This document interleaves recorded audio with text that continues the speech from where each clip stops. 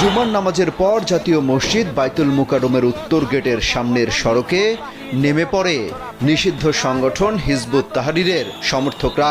এই সময় তাদের ছত্রভঙ্গ করতে লাঠি পেটা করে পুলিশ। সেখানে পুলিশের সাথে এক রিকশা চালককেও দেখা যায় লাঠি হাতে তেড়ে যেতে। এই দৃশ্য ছড়িয়ে পড়েছে সামাজিক যোগাযোগ মাধ্যমে।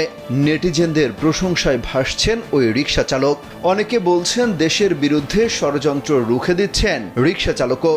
পরে খবর আসে অনেকের সাথে ওই রিকশা চালককেও আটক করা হয়েছে।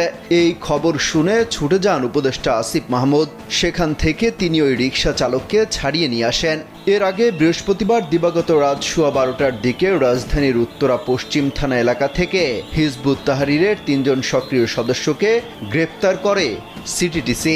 দেশ জুড়ে তোলপাড় ওয়ালটন ফ্রিজ কিনে আপনিও হয়ে যেতে পারেন মিলেনিয়ার।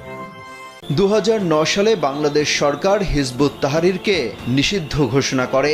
সেই সময় থেকে তাদের কোনো ধরনের সভা সমাবেশ, মিছিল, পোস্টার বা লিফলেট বিতরণ সহ অন্য কোনো প্রচারণামূলক কার্যক্রমকে অপরাধ হিসেবে গণ্য করা হয়।